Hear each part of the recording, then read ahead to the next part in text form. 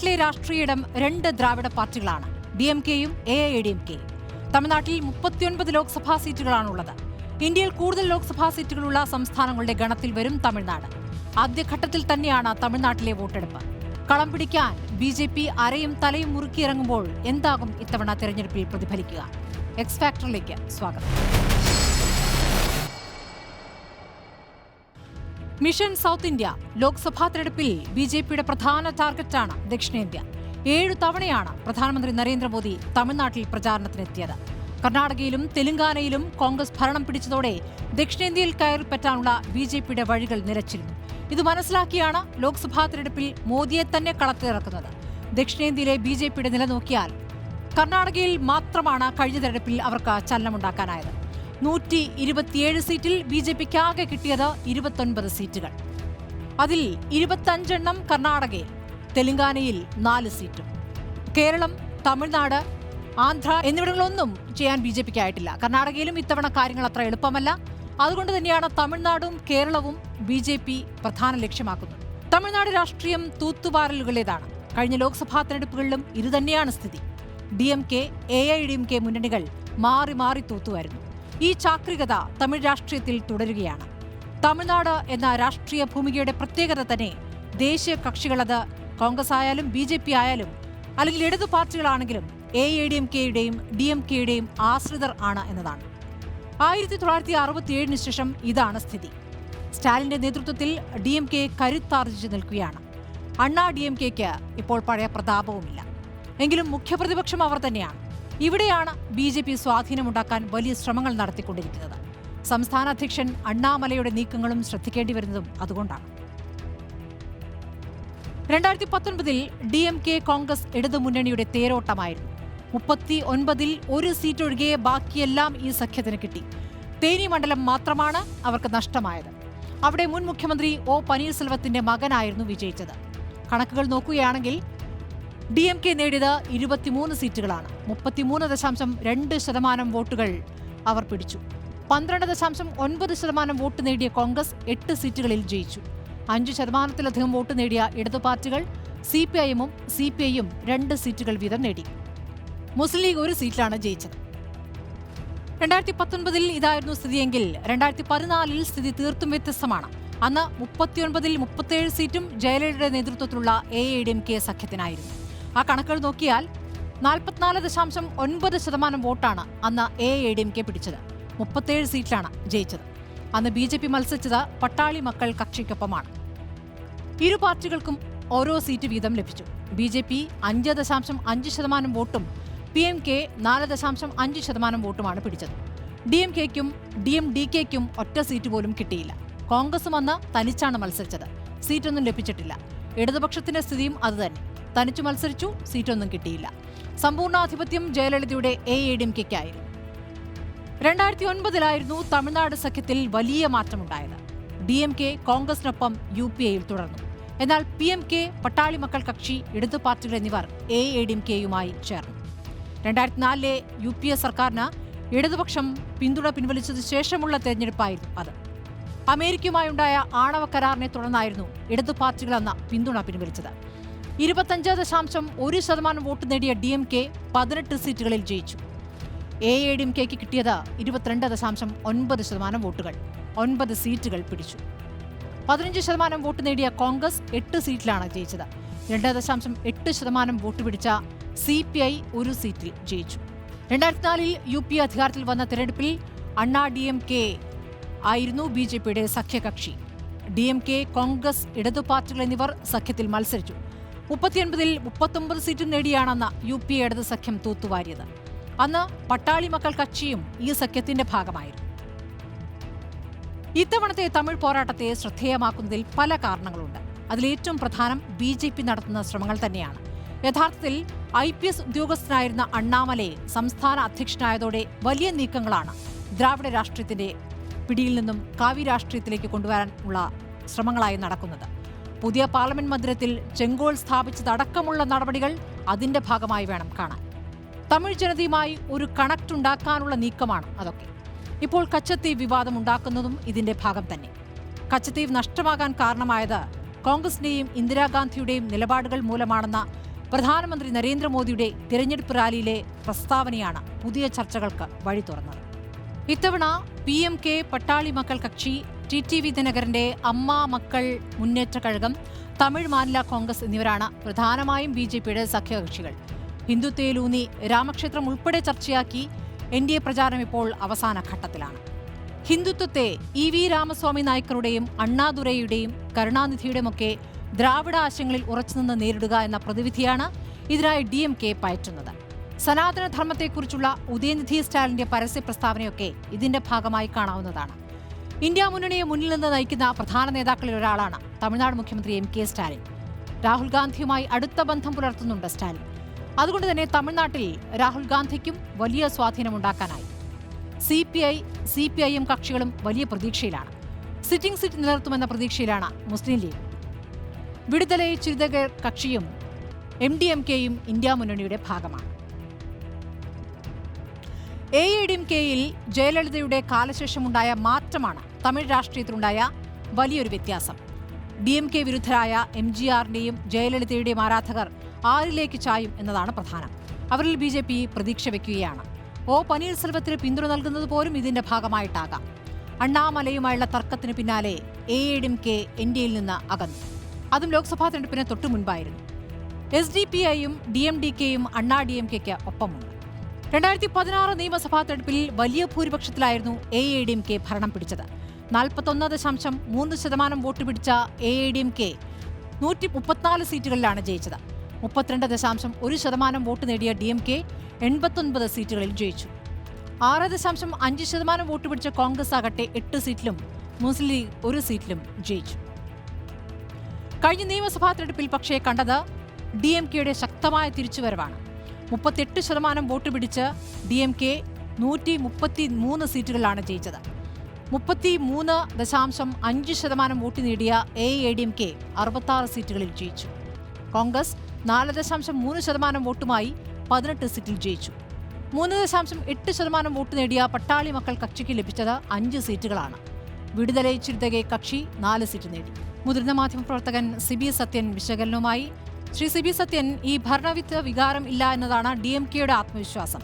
India മുന്നണിക്ക് clear edge തന്നെയായിരിക്കില്ലേ തമിഴ്നാട്ടിൽ ഇപ്പോൾ ലഭിക്കുക? തമിഴ്നാടിൻ്റെ രാഷ്ട്രീയത്തിന് ഒരു പ്രത്യേകതയുണ്ട്, നമ്മൾ കാലങ്ങളായിട്ട് കണ്ടുവരുന്നതാണ്. അതായത് രണ്ട് പാർട്ടികൾ തമ്മിൽ, പ്രധാനമായിട്ടും DMK, AIDMK തുടങ്ങിയ രണ്ട് ദ്രാവിഡ പാർട്ടികളാണ് തമിഴ്നാടിൻ്റെ ഭാഗതയും എല്ലാ കാലത്തും നിശ്ചയിച്ചിരുന്നത്. കോൺഗ്രസിന് തുടക്കകാലത്ത് കുറച്ച് എഡ്ജുണ്ടായിരുന്നു ഒഴിച്ചു കഴിഞ്ഞാൽ ദ്രാവിഡ പാർട്ടികളുടെ ആവിർഭാവത്തോടു കൂടിയിട്ട് കോൺഗ്രസ് ഏതാണ്ട് നിഷ്പ്രഭമാവുകയും മറ്റ് ഇടതുപക്ഷ പാർട്ടികളുടെ സ്വാധീനം കാര്യമായി കുറയുകയും ചെയ്തു. അതിനുശേഷമുള്ള ഇന്നേ വരെയുള്ള തമിഴ്നാടിൻ്റെ ചരിത്രമെന്ന് പറയുന്നത് രണ്ട് ദ്രാവിഡ പാർട്ടികളുടെ കുടിപ്പകയുടെ പോരിൻ്റെ ചരിത്രമാണ്. അപ്പോൾ അതിനകത്ത് നിലവിൽ എല്ലാ ഇലക്ഷനും എടുത്ത് നോക്കിക്കഴിഞ്ഞ് കഴിഞ്ഞാൽ സാധാരണഗതിയിൽ ഒരു പാർട്ടി വൻ വിജയത്തോടുകൂടി അധികാരത്തിൽ വരിക, അല്ലെങ്കിൽ പരമാവധി സീറ്റുകൾ ലഭ്യമാക്കുക എന്നുള്ളതാണ് അവരുടെ ഒരു പതിവ്.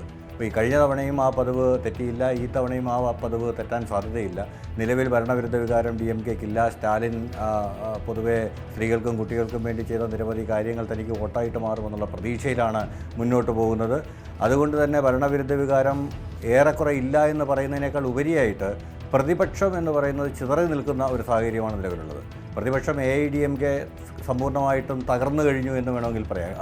തേവർ സമുദായത്തിൻ്റെ പിന്തുണ ഏറ്റവും കൂടുതൽ ഉണ്ടായിരുന്നൊരു പാർട്ടിയായിരുന്നു AIDMK.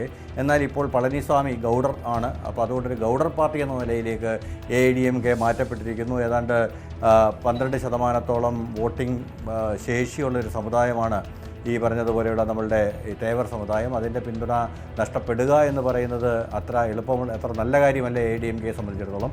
അങ്ങനെയൊന്ന് ഇതുകൂടാതെ തന്നെ ശ്രദ്ധിക്കേണ്ട മറ്റൊരു വസ്തുത, BJPയും AIDMKയും പോൾ അലൈസ് ആയിരുന്നു, അവർ സഖ്യകക്ഷികളായിരുന്നു. എന്നാൽ ഈ തെരഞ്ഞെടുപ്പിൽ BJP ഒറ്റയ്ക്കാണ് മത്സരിക്കുന്നത്. BJP ഒറ്റയ്ക്ക് എന്ന് പറയുമ്പോൾ തമിഴ്നാട്ടിൽ ഏതാണ്ട് 17% വോട്ട് ബാങ്കുള്ള വണ്ണിയർ സമുദായത്തെ പ്രതിനിധീകരിക്കുന്ന PMKയുടെ കൂടെ പിന്തുണയോടെയാണ് ഒരു വിശാല സഖ്യം, ചെറുപാർട്ടികളുടെ എല്ലാം വിശാല സഖ്യം. അതിനകത്ത് രസകരമായി പറഞ്ഞു കഴിഞ്ഞാൽ ജയലളിത തോഴി ശശികലയുടെ അനന്തരവനായ ദിനകരൻ നയിക്കുന്ന കക്ഷി AMMK എന്ന് പറയുന്ന കക്ഷി കൂടി ഇദ്ദേഹത്തിൻ്റെ BJPക്ക് ഒപ്പമുണ്ട്.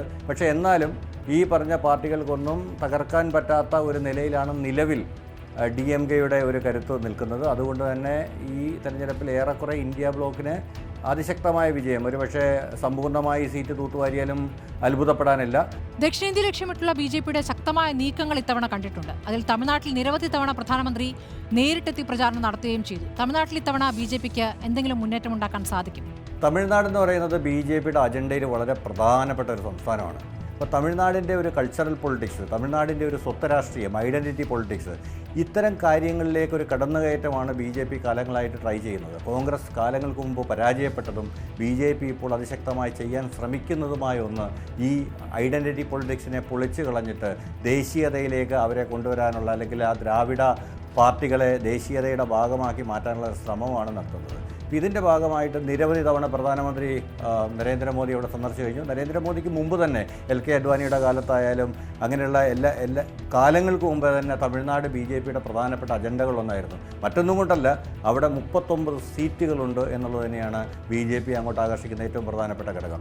ഈ 39 സീറ്റുകളിൽ ഭൂരിപക്ഷവും ഒരു കാലത്ത്, ഇന്നല്ലെങ്കിൽ നാളെ അവർക്ക് പിടിച്ചെടുക്കാൻ സാധിച്ചാൽ, അവിടെ വേരോട്ടമുണ്ടാക്കാൻ സാധിച്ചു കഴിഞ്ഞാൽ അവർക്ക് അതിശക്തമായിട്ട് അവിടെ പിടിച്ചെടുക്കാമെന്ന് BJP വിശ്വസിക്കുന്നുണ്ട്. അതിൻ്റെ ഭാഗമായിട്ട് BJPയുടെ അജണ്ടയിൽ ഏറ്റവും പ്രധാനപ്പെട്ട ഇനങ്ങളിലൊന്ന് ഇതുതന്നെയാണ്. നമ്മൾ നോക്കിക്കഴിഞ്ഞാൽ കച്ചൈത്തീവ് പോലുള്ള പ്രശ്നം പ്രധാനമന്ത്രി നേരിട്ട് ഉയർത്തിക്കൊണ്ടുവരികയാണ്. അപ്പോൾ അതൊക്കെ ഇപ്പോൾ പുതുതായിട്ട് ഈ 10 വർഷത്തെ ഭരണത്തിന് ശേഷം അന്നൊന്നും കാണാതിരുന്ന പ്രധാനമന്ത്രി ഈ തെരഞ്ഞെടുപ്പുമായി ബന്ധപ്പെട്ടിട്ട് അത് ഉയർത്തിക്കൊണ്ടുവരിക എന്ന് പറയുന്നത് തന്നെ തമിഴരുടെ വികാരം ഉണർത്തിവിടുന്നതിൻ്റെ ഭാഗമാണ്. കാരണം തമിഴ് വികാരം എന്ന് പറയുന്നത് അതിശക്തമായെന്നാണ്. പൊളിറ്റിക്കലി ഇത്രയും സെൻറ്റിമെൻ്റലായ മറ്റൊരു ജനതയില്ല. BJPക്ക് ഈ തെരഞ്ഞെടുപ്പിൽ എത്ര വോട്ട് കിട്ടും, അല്ലെങ്കിൽ എത്ര സീറ്റ് കിട്ടുമെന്നുള്ളതല്ല, വരാനിരിക്കുന്ന തെരഞ്ഞെടുപ്പുകളിൽ എന്തെല്ലാം മാറ്റങ്ങൾ ഉണ്ടാക്കാൻ കഴിയുമെന്നുള്ളതിൻ്റെ കൃത്യമായൊരു പരീക്ഷണശാലയാണ് 2024 എന്ന് നമുക്ക് നിസ്സംശയം പറയാം.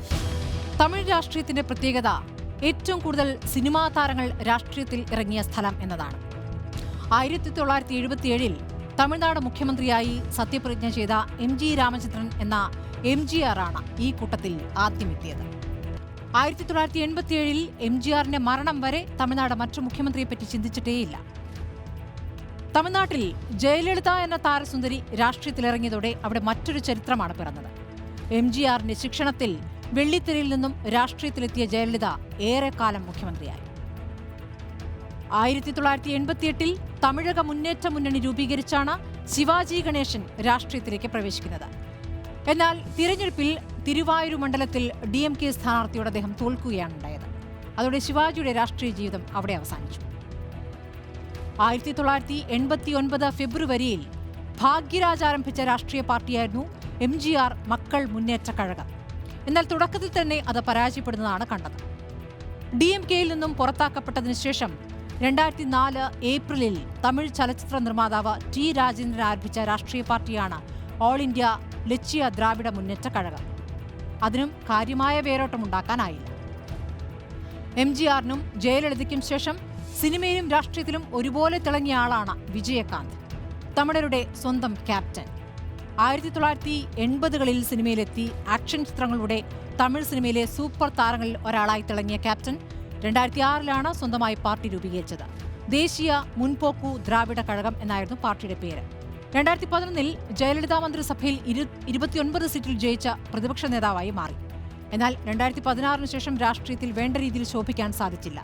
വിജയകാന്തിന്റെ മരണശേഷമുള്ള തെരഞ്ഞെടുപ്പാണ് ഇത്. 1990കളിൽ സിനിമയിൽ ശ്രദ്ധേയനായ നടനാണ് ശരത് കുമാർ. 1996 DMKയിൽ ചേർന്ന് ഇലക്ഷൻ നിൽക്കുകയും ചെയ്തു. എന്നാൽ ആ തിരഞ്ഞെടുപ്പിൽ വിജയിക്കാനായില്ല. 2001 രാജ്യസഭാ മെമ്പറാവുകയും 2007 DMK വിട്ട് ഓൾ ഇന്ത്യ സമത്വ മക്കൾ കക്ഷി എന്ന പേരിൽ പാർട്ടി രൂപീകരിച്ച് AIDMK മുന്നണിയിൽ ചേരുകയും ചെയ്തു. 2011ലെയും 2016ലെയും ഇലക്ഷനിൽ ജയിച്ച് MLA ആവുകയും ചെയ്തു. 2006 തമിഴ്നാട് നിയമസഭാ തെരഞ്ഞെടുപ്പിന് മുന്നോടിയായാണ് കാർത്തിക് രാഷ്ട്രീയത്തിൽ പ്രവേശിച്ചത്. ഓൾ ഇന്ത്യ ഫോർവേഡ് ബ്ലോക്കിൽ ചേർന്ന അദ്ദേഹം പാർട്ടിയുടെ തമിഴ്നാട് സംസ്ഥാന ഘടകത്തിന്റെ സെക്രട്ടറിയായി നിയമിതനായി. 2006 സെപ്റ്റംബർ 24 പാർട്ടിയുടെ തെരഞ്ഞെടുപ്പ് പ്രചാരണ വേളയിൽ അദ്ദേഹം പാർട്ടിയെ നയിച്ചു. പിന്നീട് ലോക്സഭാ തെരഞ്ഞെടുപ്പിന് മുൻപ് 2009 അദ്ദേഹം സ്വന്തം പാർട്ടിയായ അഖില ഇന്ത്യ നാടും മക്കൾ കക്ഷി തുടങ്ങി. വിരുദുനഗർ മണ്ഡലത്തിൽ മത്സരിച്ച അദ്ദേഹത്തിന് 15,000 വോട്ടുകൾ മാത്രമാണ് ലഭിച്ചത്. ലോക്സഭാ തെരഞ്ഞെടുപ്പിന് മുൻപ് തിരുനെൽവേലിയിൽ നിന്നും 2018 ഡിസംബർ 15 മനിത ഉറുമൈകൾ കാക്കും കക്ഷി എന്ന പേരിൽ അദ്ദേഹം വീണ്ടും മറ്റു പാർട്ടി ആരംഭിക്കുകയും AIDMK സഖ്യത്തിന് പിന്തുണ പ്രഖ്യാപിക്കുകയും ചെയ്തു. തെന്നിന്ത്യൻ ചലച്ചിത്ര താരം കമൽഹാസൻ രൂപീകരിച്ച ഒരു രാഷ്ട്രീയ പാർട്ടിയാണ് മക്കൾ നീതി മയ്യം. ജനങ്ങളുടെ നീതി കേന്ദ്രം എന്നാണ് ഈ പേരിന്റെ അർത്ഥം. 2018 ഫെബ്രുവരി 21 മധുരയിൽ വെച്ച് കമൽഹാസൻ തന്നെയാണ് പാർട്ടിയുടെ രൂപീകരണം പ്രഖ്യാപിച്ചത്. DMK ഇടതുപക്ഷ പ്രസ്ഥാനങ്ങളുടെ നേതാക്കളുമായി ചർച്ച നടത്തിയ ശേഷമാണ് കമൽഹാസന്റെ പാർട്ടി പ്രഖ്യാപനം. പാർട്ടി രൂപീകരണത്തിന് മുന്നോടിയായി നാളെയും നമ്മത്തു, നാളെ നമ്മുടേത് എന്നർത്ഥം ഒരു ജാഥയും അദ്ദേഹം സംഘടിപ്പിച്ചു. 2018 ഫെബ്രുവരിയിൽ 21 മുൻ ഇന്ത്യൻ രാഷ്ട്രപതി APJ അബ്ദുൽ കലാമിന്റെ രാമേശ്വരത്തുള്ള വീട്ടിൽ നിന്ന് ആരംഭിച്ച ജാഥ രാമനാഥപുരം, പരമക്കുടി, മാനാമധുര എന്നീ സ്ഥലങ്ങളിലൂടെ സഞ്ചരിച്ച് മധുരയിലെ ഒത്തക്കട മൈതാനത്ത് അവസാനിക്കുകയും അവിടെ വെച്ച് മക്കൾ നീതിമയം പാർട്ടി രൂപീകരിക്കുകയാണ് കമൽഹാസൻ ചെയ്തത്.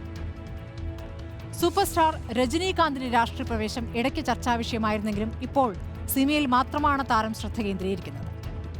ഇപ്പോൾ ഏതായാലും ഇളയ ദളപതി വിജയുടെ വരവിലാണ് ആകാംക്ഷ മുഴുവനുള്ളത്. തമിഴ്ക വെട്രി കഴകം എന്ന പേരിൽ ലോക്സഭാ തെരഞ്ഞെടുപ്പിന് തൊട്ടു മുൻപാണ് വിജയ് പാർട്ടി പ്രഖ്യാപിച്ചത്. ആരാധക കൂട്ടായ്മയുടെ നേതൃത്വത്തിൽ നേരത്തെ തന്നെ വിജയ് താഴെത്തട്ടിൽ പ്രവർത്തനം ശക്തമാക്കിയിരുന്നു.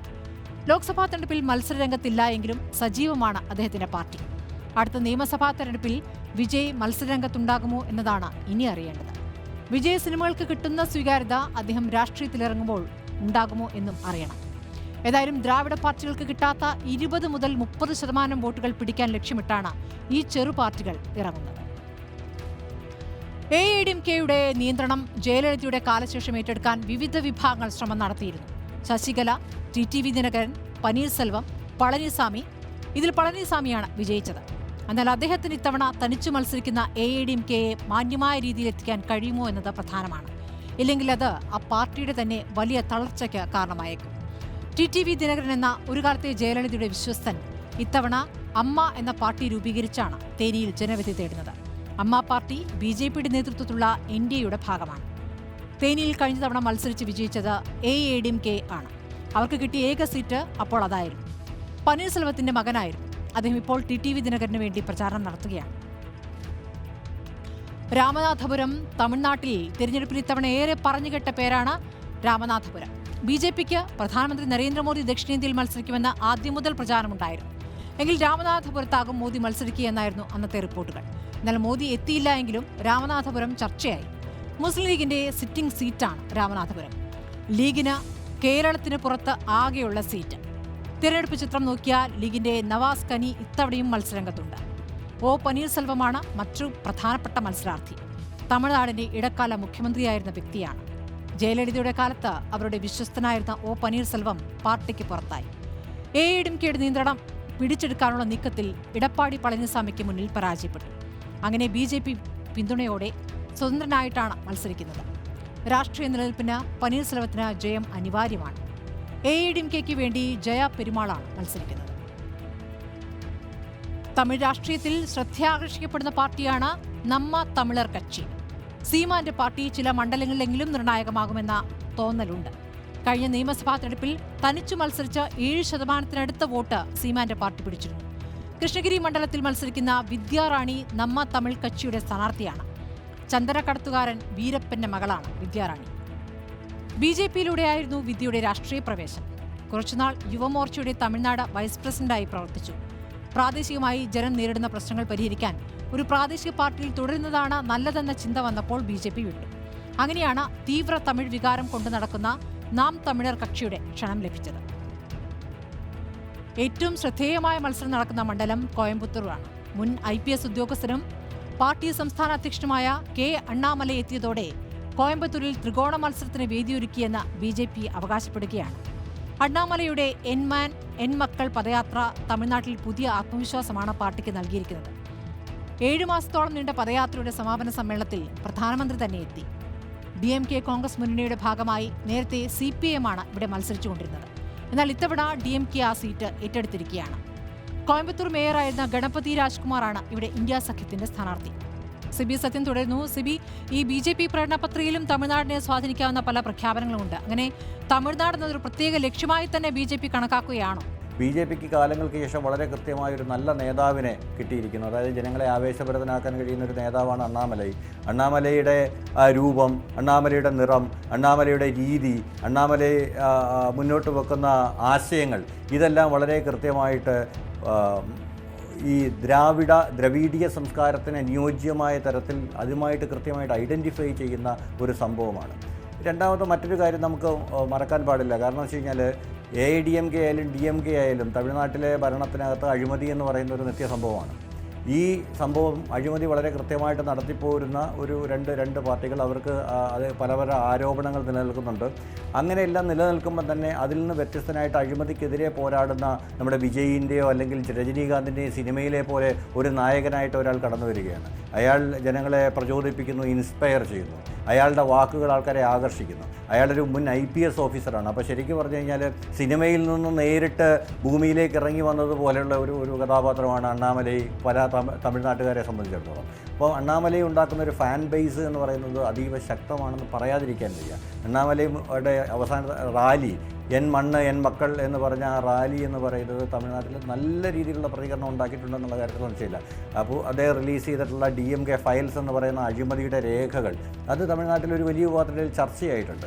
പണ്ട് ഹിന്ദി എന്ന് പറയുന്ന സംഭവത്തെ തമിഴ്നാടിൻ്റെ അതിർത്തിക്ക് പുറത്തു നിർത്താൻ തമിഴർ കാണിച്ച ഒരാവേശം, തമിഴിൻ്റെ കൾച്ചർ സംരക്ഷിക്കാനായിട്ട് തമിഴർ കാണിച്ചൊരാവേശം, അതിൻ്റെ ചുറ്റുപാടുകളെ ടെക്നോളജി ഇപ്പോൾ ഏറെക്കുറെ തകർത്ത് കളഞ്ഞിരിക്കുന്നത്. കാരണം വെച്ച് കഴിഞ്ഞാൽ ടെക്നോളജിയും റിവേഴ്സ് മൈഗ്രേഷനും തകർത്ത് കളഞ്ഞിരിക്കുന്നു. ഭാഷയുമായി ബന്ധപ്പെട്ട ഐഡൻറ്റിറ്റി ആയിരുന്നു തമിഴ് കൾച്ചറിൻ്റെ, തമിഴ് രാഷ്ട്രീയത്തിൻ്റെ ഏറ്റവും വലിയ മുഖമുദ്രകളൊന്ന്. അത് ഏറെക്കുറെ നീക്കം ചെയ്യപ്പെട്ടിരിക്കുന്നു, അല്ലെങ്കിൽ അതിൻ്റെ ഹാർഡ് ലൈൻ എന്ന് പറയുന്ന സാധനം മാറിയിരിക്കുന്നു. അപ്പം അതിലേക്ക് BJP കടന്നു വരാൻ ഒരു അവസരം കിട്ടുന്നുണ്ട്. ഈ ലോക്സഭാ തെരഞ്ഞെടുപ്പിൽ തങ്ങളുടെ സഖ്യകക്ഷിയായ AIDMK വേണ്ടെന്ന് വെച്ചിട്ട് പകരം ഒറ്റയ്ക്ക് മത്സരിക്കാൻ BJP തീരുമാനിച്ചതിൻ്റെ പിന്നിലുള്ള പ്രധാന കാരണം ഇതുതന്നെയാണ്. കാരണം BJPക്ക് ഈ പ്രതിപക്ഷത്തിൻ്റെ ഒഴിവ് വന്ന സ്ഥലം ഫിൽ ചെയ്യുക, അടുത്ത 5 വർഷത്തിലല്ലേ അടുത്ത 10 വർഷത്തിനുള്ളിൽ അവിടെ ഒരു പ്രോമിനൻ്റ് ശക്തിയായിട്ട് വളരെ ലോങ് ടൈം ആയിട്ടുള്ളൊരു പ്ലാനാണ് BJPക്ക് തമിഴ്നാടിനെ സംബന്ധിച്ചിടത്തോളം. AIDMKയെ സംബന്ധിച്ച് ഏറെ നിർണായകമല്ലേ ഈ തെരഞ്ഞെടുപ്പ്? അവരുടെ നിലനിൽപ്പിനെ തന്നെ ബാധിക്കുന്ന തെരഞ്ഞെടുപ്പല്ലേ ഇത്? തീർച്ചയായും അതെ. കാരണം ഈ തെരഞ്ഞെടുപ്പിനപ്പുറം AIDMKയുടെ ഭാവി എന്ന് പറയുന്നത് ഒരു വലിയ ചോദ്യചിഹ്നമാകും. അത് 2 തരത്തിലാണ് ഉണ്ടാവാൻ പോകുന്നത്. ഒന്ന് എന്ന് പറയുന്നത് അണ്ണാമലൈ കഴിഞ്ഞ ദിവസത്തെ പ്രസംഗത്തിൽ ദിനകരൻ്റെ കൂടെയാണ് AIDMKയുടെ അണികളിൽ ഭൂരിപക്ഷവും. ഈ തെരഞ്ഞെടുപ്പ് കഴിഞ്ഞതിന് ശേഷം AIDMKയുടെ നേതൃത്വം ദിനകരനാകുമെന്ന് പ്രഖ്യാപിച്ചിട്ടുണ്ട്. അത് എന്ന് പറയുന്നത് ഒരു സ്പ്ലിറ്റ് ഉണ്ടാക്കാനുള്ള ഒരു വഴിയാണ്. കാരണം ദിനകരന് കുറച്ച് ഈ പറഞ്ഞ തേവർ സമുദായത്തിനിടയിൽ കൺസിഡറബിൾ ഇൻഫ്ലുവൻസ് ഉണ്ട് എന്നുള്ള കാര്യം നമുക്ക് മറക്കാൻ പറ്റില്ല. അപ്പോൾ ഈ തേവർ സമുദായത്തിൻ്റെ ഇൻഫ്ലുവൻസ് നിലനിൽക്കെ തന്നെ AIDMK പോലുള്ളൊരു ശക്തമായ സംഘടനാ സംവിധാനമുള്ള ഒരു പാർട്ടി കൂടി ദിനകരൻ്റെ കൈ കിട്ടിക്കഴിഞ്ഞാൽ സ്വാഭാവികമായിട്ടും അയാൾക്ക് കഴിഞ്ഞാൽ വളർത്തിയെടുക്കാൻ സാധിക്കുമെന്നുള്ള ഒരു പോയിന്റ്. പക്ഷേ BJPയെ സംബന്ധിച്ചിടത്തോളം അത് അവരുടെ ലക്ഷ്യമേ അല്ല. മറിച്ച് AIDMK തകരുക എന്നുള്ളതാണ് രാഷ്ട്രീയപരമായിട്ട് BJPയെ സംബന്ധിച്ചിടത്തോളം നേട്ടം. ഇപ്പോൾ AIDMKയുടെ അണികൾ എന്ത് ചെയ്യും? അവർ പ്രതിപക്ഷമായി നിൽക്കുന്ന സാഹചര്യത്തിൽ അവരൊന്നുകിൽ BJPയിൽ ചേരണം, അല്ലെങ്കിൽ സമാനമായ മറ്റ് പാർട്ടികളിൽ ചേരണം. അതിനുള്ള ഏറ്റവും വലിയ സാധ്യതകളൊന്ന് സിനിമാ താരം വിജയ് ഉണ്ടാക്കി കൊണ്ടുവരുന്ന പുതിയ പാർട്ടിയുണ്ട്. ആ പാർട്ടിയിലേക്ക് ഇവർ കടന്നു വരാനുള്ള സാധ്യത, നല്ലൊരു ശതമാനം AIDMK പ്രവർത്തകർ പോകാനുള്ള സാധ്യത വളരെ കൂടുതലാണ്. കാരണം AIDMK ചരിത്രപരമായിട്ട് നയിച്ചത് സെലിബ്രിറ്റികളാണ്. ഇപ്പം DMKയിൽ കാലങ്ങളോളം വർക്ക് ചെയ്ത ശേഷമാണ് കരുണാനിധിയുമായുള്ള അഭിപ്രായ വ്യത്യാസത്തെ തുടർന്ന് MG രാമചന്ദ്രൻ ആ പാർട്ടി വിടുകയും പുതിയ AIDMK എന്ന് പറയുന്ന പ്രസ്ഥാനം രൂപീകരിക്കുകയും ചെയ്തത്. ആ പ്രസ്ഥാനത്തിൽ നിന്നുകൊണ്ട് അദ്ദേഹത്തിൻ്റെ പിൻഗാമിയായിട്ട് പിന്നീട് വന്നത് ജയലളിതയാണ്. ജയലളിത ഇതുപോലൊരു സിനിമാ ചുറ്റുപാടിൽ നിന്നും കടന്നു വന്ന് പൂർണ്ണമായും തിരസ്കരിക്കപ്പെട്ട് അതിനുശേഷം അതിശക്തമായിട്ടുള്ള ഹാർഡ് വർക്കിലൂടെ മാത്രം നേതൃത്വം തിരിച്ചു പിടിച്ച് തൻ്റെ രാഷ്ട്രീയ ജീവിതത്തെ മുന്നോട്ട് കൊണ്ടുവരുന്ന ആളാണ്. അതുപോലെ പറയാനൊരു ഫിഗർ ഇപ്പോൾ AIDMKയ്ക്കില്ല. വളരെ നന്ദി ശ്രീ സിബി സത്യൻ വിലയിരുത്തിയതിന്. 2021 നിയമസഭാ തെരഞ്ഞെടുപ്പിന്റെ അടിസ്ഥാനത്തിൽ നോക്കുമ്പോഴും ഇപ്പോഴത്തെ രാഷ്ട്രീയ സാഹചര്യം വെച്ച് നോക്കുമ്പോഴും DMK നേതൃത്വം നൽകുന്ന ഇന്ത്യ മുന്നണിക്ക് മേൽക്കൈ കിട്ടുമെന്ന് കരുതേണ്ട സംസ്ഥാനമാണ് തമിഴ്നാട്. നിയമസഭാ തെരഞ്ഞെടുപ്പിന്റെ അതേ പാറ്റേൺ ആണെങ്കിൽ 35 സീറ്റിലെങ്കിലും ഇന്ത്യ മുന്നണി വിജയിക്കേണ്ടതാണ്. എന്നാൽ നിയമസഭയിലെയും ലോക്സഭയിലെയും വോട്ടിംഗ് പരിഗണനകൾ ഒന്നാകണമെന്നില്ല. അതിനിടയിലും BJPക്ക് എന്തെങ്കിലും ചലനമുണ്ടാക്കാൻ കഴിയുന്നു എന്നതും AIDMKയുടെ അവസ്ഥ എന്താകുമെന്നതും തമിഴ് രാഷ്ട്രീയത്തെ സംബന്ധിച്ച് വളരെ പ്രധാനമാണ്. എക്സ് ഫാക്ടർ സമാപിക്കുന്നു. വീണ്ടും മറ്റൊരു സംസ്ഥാനവുമായി അടുത്തയാഴ്ച.